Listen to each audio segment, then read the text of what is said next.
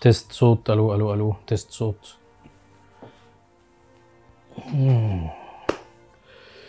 ايه الاخبار يا جماعه؟ عاملين ايه؟ الصراحه مش عارف ابتدي ازاي. انا مستغرب ومش عارف ابتدي الفيديو ازاي، ومش عارف يعني انا اصلا بقالي فتره المود بتاعي مش متظبط خالص ان انا اصور فيديوهات طويله. اغلب الوقت تلاقوني بنزل شورتس وريلز بس حسيت ان الموضوع ده ما ينفعش ان انا اتكلم فيه في دقيقه او دقيقه ونص. لازم ان احنا نتكلم فيه شويه واحكي لكم المخاوف اللي عندي قبل ما اقول لكم المميزات عن الموضوع اللي انا عايز اتكلم فيه. احكي لكم كمان المخاوف اللي عندي اللي انا متخوف منها مستقبلا، او الحاجات اللي انا تخيلتها بعد ما اتفرجت امبارح على المؤتمر. اعذروني اللوكيشن مش احلى حاجه، انا والله حطيت الكاميرا كده قدام الشباك وسجلت على طول يعني، فاللوكيشن مش احلى حاجه يعني. بس حسيت ان انا لازم اطلع دلوقتي، ولازم اتكلم معاكم، ولازم انزل الفيديو ده دلوقتي، ولازم الناس كلها تتفرج، ولازم الناس تفكر. يعني احاول ان انا اوصل لكم الفكره بتاعتي. يمكن في ناس كتير قوي من اللي هتتفرج على الفيديو ده يكون عندها نفس التفكير بتاعي، او يمكن يقولوا لي لا يا ايمن انت تفكيرك غلط، عمرنا ما هنوصل للمرحله دي، الله اعلم. طبعا كلنا شفنا المؤتمر امبارح بتاع ابل المطورين اللي بيعلنوا فيه عن بقى الانظمه الجديده اللي هتنزل، اي او اس 17 والواتش او اس والماك بوك الجديد. كل ده بالنسبه لي هري يعني، انا ده كله بالنسبه لي هري. انا ما اتفرجتش على اي حاجه منهم. انا بالصدفه البحته، انا عارف ان كان في مؤتمر امبارح، بالصدفه البحته بفتح الموبايل بتاعي، دخلت عندهم على التشانل، ففتحت اللايف بتاعهم، ففتحت بقى على الموضوع ده على طول. اول ما بيقولوا one more thing تعرف على طول ان في حاجه جديده ومختلفه ابل بتعملها يعني. طبعا اعلنوا امبارح عن نظاره الواقع الافتراضي الاي اي، والنظاره دي الصراحه قد ما هي ابهرتني وحسيت ان هي حاجه ايه ده، انتوا ازاي وصلتوا للتكنولوجيا الرهيبه دي، قد ما هي خوفتني. خلوني بس اكلمكم شويه عن النضاره. والله بصوا انا مش محضر الحلقه يعني، فاللي انا فاكره من المؤتمر والحاجات اللي انا شفتها في المؤتمر، النضاره دي هي بتعزز الواقع بتاعك.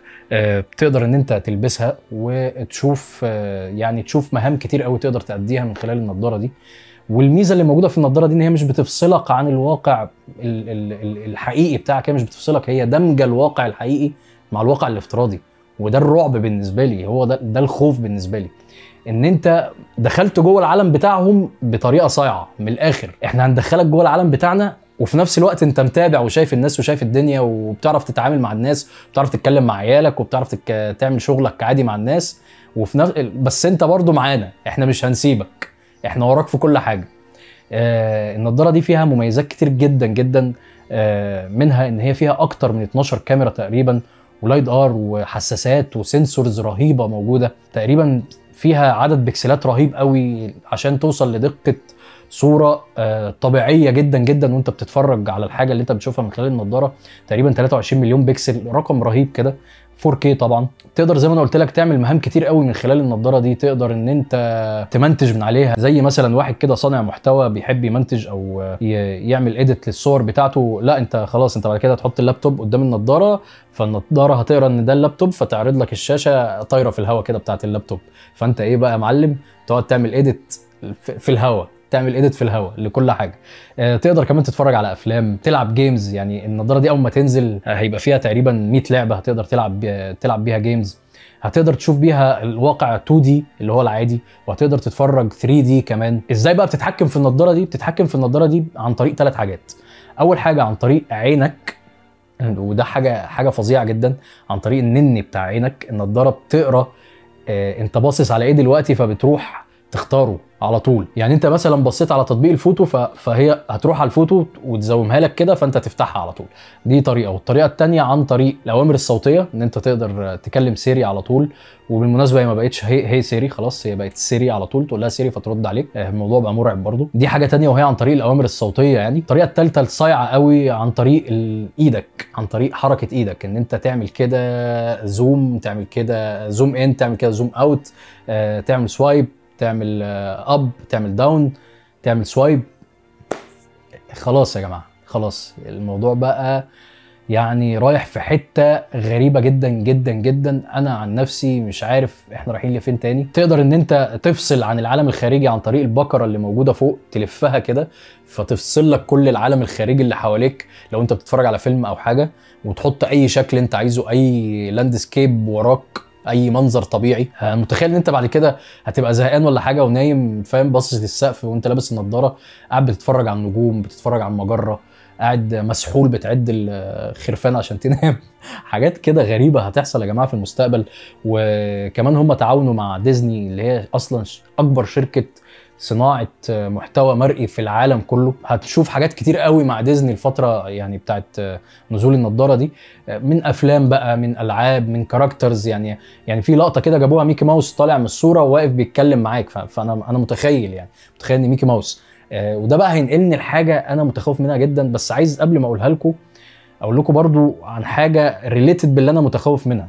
ان انت دلوقتي تقدر وانت لابس النضاره مثلا وبتحضر عيد ميلاد ابنك او بتحضر ايفنت مهم قوي في حياتك، ان انت تسجل اللحظه دي كلها ريكورد، يعمل لها ريكورد ويسجلها لك كلها. وبعد كده بعد ما بتخلص اللحظه دي، لو انت حبيت ترجع للحظه دي تاني، تشغلها من على النضاره وتعيش اللحظه دي تاني كانك جواها. انتوا متخيلين يا جماعه؟ يعني انتوا متخيلين الرعب اللي احنا ممكن نوصل له؟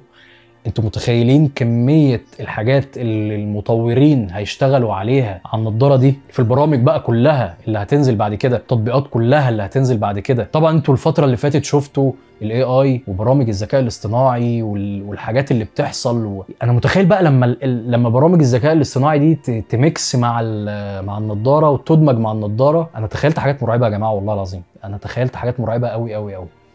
يعني انا تخيلت مثلا ان انت ممكن، والله العظيم ومش بعيده، يعني مفيش حاجه بعيده خالص، تخيلت مثلا ان انت ممكن حد مثلا كان موجود في حياتك وتوفاه الله مثلا او مات او اي حاجه، تقدر انت عن طريق النضاره دي بقى بالذكاء الاصطناعي، بالدمج بتاع الذكاء الاصطناعي بالتكنولوجيا بتاعت النضاره، ان انت تعمل كاركتر مشابه للكاركتر اللي انت كنت تعرفه ده، ويقعد قدامك وتتكلم معاه ويتكلم معاك.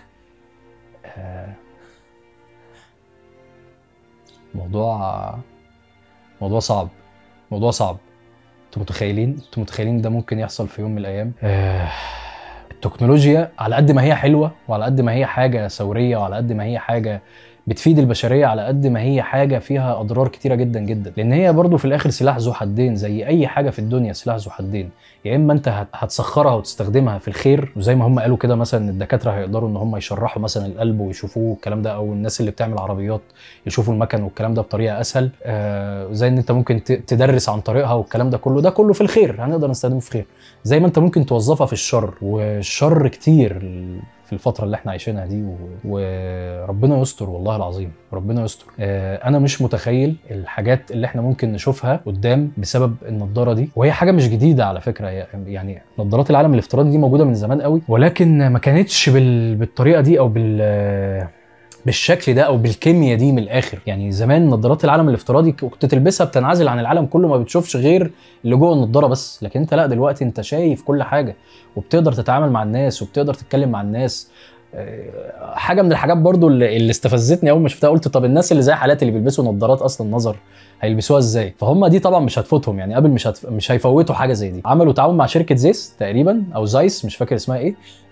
شركه زايس تقريبا اللي هي بتعمل عدسات. عملوا تعاون معاها ان انت تقدر تديهم مقاس نضارتك، وهيعملوا لك عدسه تركب على النضاره اللي انت هتلبسها دي. فمالكش اي حجه ان انت تخش العالم بتاعنا، مالكش اي حجه ان انت ما تشتريش النضاره دي. انا متخيل الناس بعد كده، هي سعرها غالي جدا. انا يعني من الحاجات اللي مطمناني شويه ان مش كل الناس هتقدر تجيب النضاره دي. سعرها تقريبا $3500، يعني بنتكلم في اكتر من 100,000 جنيه. وطبعا لما تيجي تنزل هنا مصر هيبقى سعرها اكتر من 100,000 جنيه بكتير. فغالبا اللي هيشتري النضاره دي فئه معينه من المجتمع. ولكن برضو في حته احنا ما خدناش بالنا منها، هم سموها ابل فيجن برو. فبرو ده يعني بيبقى دايما متقارب معاهم بان ده منتج احترافي. فممكن يبقى في ابل فيجن مثلا بلس او ابل فيجن حاجه تانية ينزلوها يكون سعرها اقل شويه، الله اعلم، ما نعرفش، يعني كل ده في علم الغيب. ولكن هي ما فيش حاجه بعيده ان هم عايزين مثلا يخلوا النضاره دي مع اغلب الناس. احنا بعد كده كلنا هنلبس النضارات وهنقعد نكلم بعض عن طريق النضارات. برضو من الحاجات اللي فيها، يعني عمال بفتكر الايفنت امبارح معاك وكده عشان انا مش محضر، يعني من الحاجات اللي فيها برضو ان بخصوص البرايفسي يعني والحمايه، ان مش اي حد هيقدر يلبس النضاره بتاعتك دي ويشوف اللي فيها. لا، هي هتبقى شغاله ببصمه قرنيه العين. انت متخيل؟ بصمه قرنيه العين، مش الفيس اي دي، هي حاجه اسمها اوبتيك اي دي، يعني مفيش حد غيرك هو اللي هيعرف يلبس النضاره دي، ومفيش حد غيرك هيقدر يشوف اي بيانات جوه النضاره دي. وابل بتقول ان البيانات اللي جوه النضاره هتفضل متخزنه جوه، مفيش كلاود، مفيش حاجه هتطلع بره النضاره. يعني المفروض ان هم بيقولوا على كلامهم يعني ان الحاجات دي هتبقى بتاعتك انت بس، محدش هيعرف اي حاجه. البيانات اللي هتشوفها كلها من النضاره دي بتاعتك انت بس. دي حاجه انا مش مصدقها الصراحه يعني. بس كده بس. والله ده كل اللي انا يعني ده كل اللي انا متخوف منه. قلت لكم كل الحاجات اللي انا مخوفاني. طبعا فيها مميزات كتير طبعا، وفي مستقبل حلو، بس انا حاسه مستقبل مش مشرق على قد ما هو هيبقى مستقبل مظلم. يا رب انا اطلع يعني، مش عايز اقول ان انا متشائم يعني، يا رب يطلع كلامي غلط يعني، ويطلع كل الحاجات اللي جت في دماغي من امبارح للنهارده كلها حاجات فيست كده مش هينفع تتعمل. قولوا لي انتوا بقى في الكومنتات تحت ايه رايكم في النضاره دي، ايه رايكم في التكنولوجيا اللي ابل بتقدمها طول الوقت والتطور بتاعها، ودايما بيبهرونا بالمنتجات بتاعتهم طول الوقت، ودايما بنشوف منهم حاجات جديده. النضاره دي بالمناسبه هتبقى موجوده في السنه الجديده يعني 2024، وكمان هتبقى في امريكا بس، يعني هي مش هتنزل لسه العالم العربي بتاعنا او الشرق الاوسط بتاعنا دلوقتي خالص. بس انا متخيل السنه الجديده امريكا كلها تبقى يعني الستور بتاعت ابل. انا متخيل ده هيبقى اكتر يوم زحمه في تاريخ ابل من ساعه ما قالوا يلا ابل ويلا نعمل اجهزه ابل. بس كده، دي كل حاجه انا كنت عايز اتكلم فيها النهارده معاكم. يا رب يكون يعني قدرت اوصل لكم اللي جوايا. ما تنسوش بقى لو عجبكم الفيديو ده، انا بقالي كتير قوي ما بعملش فيديوهات طويله على القناه عندي على اليوتيوب. هحاول بقى ان انا اقص منه كده وانزله برده شويه شورتس، واشوف الحاجات المهمه اللي انا قلتها في النص واعمل منها شورتس وريل يعني. يعني والله العظيم مش عارف حتى اقفل الفيديو. يعني اشوفكم على خير ان شاء الله في فيديوهات جديده. ما تنسوش اللايك والشير والسبسكرايب. كومنتات بقى، كومنتات كل واحد، احب اسمع رايكم قوي قوي قوي في الموضوع ده، وقولوا لي انا بتكلم صح ولا بتكلم غلط. وبس كده، اشوفكم على خير ان شاء الله، والسلام عليكم ورحمه الله وبركاته.